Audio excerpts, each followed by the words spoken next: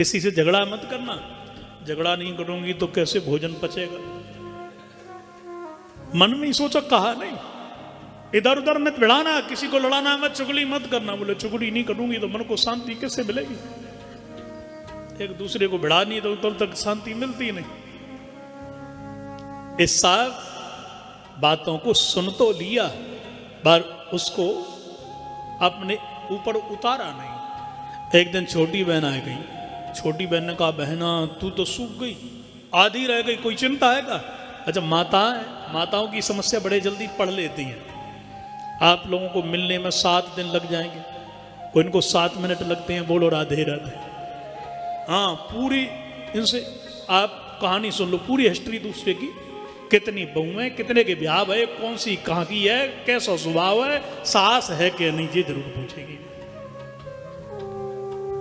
इतने जल्दी घुल मिल जाती, कौन बहन कहां से आई है, सब पता पूरा हो जाएगा। ऐसे ही है ना, माताओं को हार्ट अटैक कम पड़ता है, समझ गए? अंदर कुछ ज्यादा नहीं रखते और तुम लोग भरते रहते हो। बोले हमारे पिताजी कह के गए कि ज्यादा घरवाली से रहस्य की, राज की बात मत बताइए, दुष्ट जी ने। हाँ, वो दृष्टांत भी देते, ऐसा साफ दिया है, नहीं बताना चाहिए। तो भरते वो फट पड़ता है। प्रेम से बोलो श्री राधे। श्री वृंदावन बिहारी लाल की जय। छोटी बहन ने आकर कहा, क्या बात है, वो मुख बता। सो धुंधली ने कहा कि तेरे जीजाजी एक फल लेकर के आए। अच्छा, तो स्वास्थ्य के लिए फल तो बहुत बढ़िया होता है। अरे वो यूं कह रहे हैं, याकू तू खा ले, तेरे लाला पैदा होगा 10वें महीना में। फल भक्षेण गर्भस्यात् गर्भेणोदर वृद्धिता स्वल्प भक्षम ततो शक्तिर ग्रह कार्यम कथम भवे। ग्रह कार्यम कथम भवे, ग्रह कार्यम कथम भवे।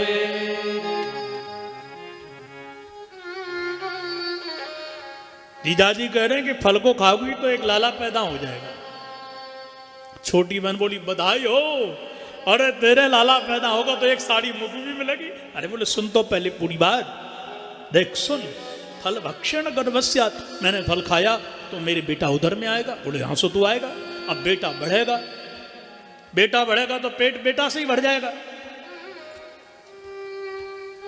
मतलब फिर मैं ज्यादा जो 20 रोटी खाती हूं कैसे खाऊंगी?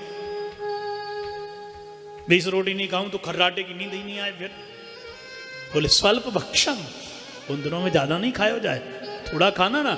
और स्वल्प भक्षम ततो अशक्ति, जब मैं एक आधी रोटी खाऊंगी, थोड़ा भोजन करूंगी, तो मेरी छोटी बहन फिर शरीर में ताकत कहां से आएगी? वो ताकत नहीं होगी तो पड़ोसन से मुकाबला कैसे होगा, कैसे लड़ाई कर पाऊंगी? और लड़ाई के लिए मैं खड़ी हूं ना, मैं तेरे साथ में रहूंगी। अच्छा, तू लड़ाई के लिए साथ में रहेगी, पर ग्रह कार्यम कथम भवे, घर के काम कौन करेगा? पोंछा करना है, झाड़ू करना है, पानी भरना है, सब सफाई करना है। छोटी बहन ने कहा, ये तो मेरे से नहीं होगा, ये तो मुझे नौकरानी बनाने के चक्कर में। सो बोली, देख जब बेटा हुए ऐसा सिस्टम है कि 4 महीना पहले से ननद को बुला लीजो, ननद जरूर आए। बुआ जी आती है ना, बधाई गवाती हैं। सो तू खूब 4 महीने पहले से खूब मालिश करवाइयो, साड़ी धुबइयो, चौका बर्तन सब करवाइयो, और जब लाला होएगा ना, मैं मौसी बनूंगी। तो बधाई गब्बाएगी बुआ, और जब बधाई गब्बाए तो बाई में बस एक साड़ी और कछु रुपया पैसा रख करके, वही हो गई बधाई की दक्षिणा और नौकरानी की तनख्वाह। बोलो राधे राधे। धुंधली बोली, बहन बात तो ठीक है, पर तू नहीं जानती ननंद मेरी नंबर 1 की चोटी है। वो कैसी है?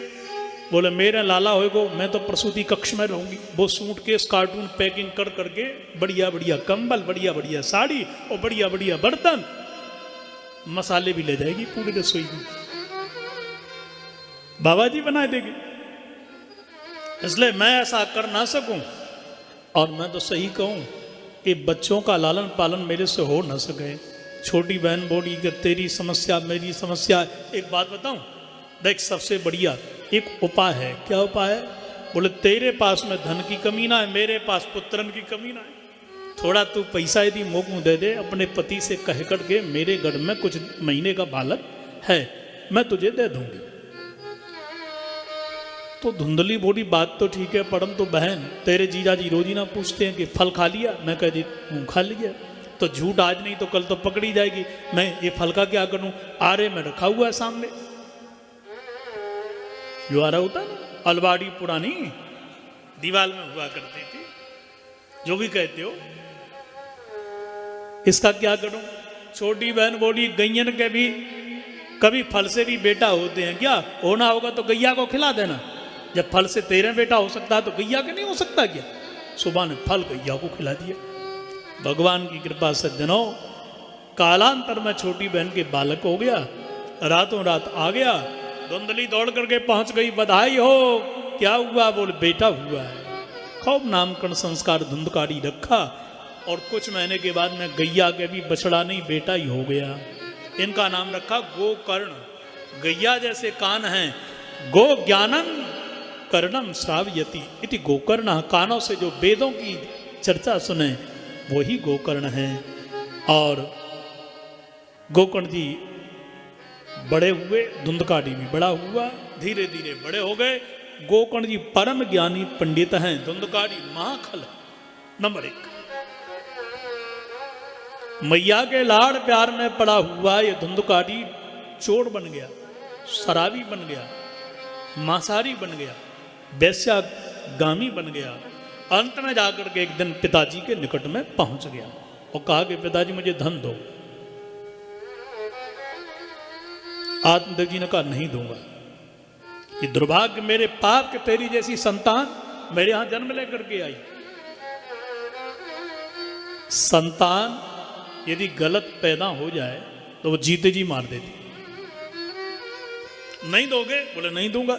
तो पिताजी ऐसा कहते हैं कि पिता के मरने के बाद पूरी संपत्ति का अधिकार पुत्र को मिल जाता है, सुताई संपत्ति रजिस्टर्ड हो जाती है बेटा के नाम। मतलब हाथ में लाठी है, अब समझ लो आप जिंदे दोगे कि मरने के बाद, मतलब मेरे लाठी मारेगा। और धुंधकारी को देख करके टूट गए पिताजी, रो पड़े। क्व गच्छामि क्व तिष्ठामि को मे दुखम विपोह्येत। मैं कहां जाऊं, क्या करूं, कहां मर जाऊं? आहा, गोकर्ण जी आ गए सुन करके। और गोकर्ण जी आकर गए, क्या बढ़िया वाणी बोले। बिलखते रोते दुखियारे पिता की सारी की सारी पीड़ा को समाप्त कर दिया एक शब्द में। असारा खलु संसारो दुख रूपी विमोहक सुतः कस्य धनम कस्य स्नेहवान ज्वलते निसम स्नेहवान ज्वलते निसम। गोकर्ण जी कह रहे हैं पिताजी ये संसार है, असार है। संसार का मतलब क्या है? संच्छिद्यते सारा इति संसार, जिसमें कोई सार नहीं है, कोई सुख नहीं। सबको देखा, रसगुल्ला खा के देखा, बढ़िया 56 प्रकार के भोजन को खा करके देखा, उसमें सुख नहीं मिला, उससे अर्ची हो जाती। न दुकान, न मकान, न फैक्ट्री, न घर में, न परिवार में, पत्नी में, पुत्र में, नाती में, पोता में, पड़ोसी में कहीं सुख नहीं मिला। इस संसार में कोई सार नहीं है। असारा खलु संसार, दुख रूपी मुंगों का, ये दुख का कुआं है जहां में दुख मिलता है, सुख नहीं। सुख तो तुम्हारे मन की कामना है, कल्पना है, सुख नहीं है इसके अंदर। पिताजी गोकर्ण जी कह रहे हैं, जिसने संतति और संपत्ति दो से ज्यादा नेह किया वही ज्यादा मरा, वही ज्यादा जला, वही ज्यादा दुखी रहा। धन को कमाओ, धन से चिपको मत। कोई शास्त्र नहीं कहता कि तुम धन नहीं कमाओ, खूब कमाओ चकाचक, बस धन से चिपको मत। बस यही मेरा गिड्डी 10 गिड्डियाँ ये रखी हैं, सवेरे शाम दोपहर 10 गिड्डी हैं, खर्च नहीं करूंगा। काय के लिए कमाया? दीपक काय के लिए जला? उजाले के लिए ना।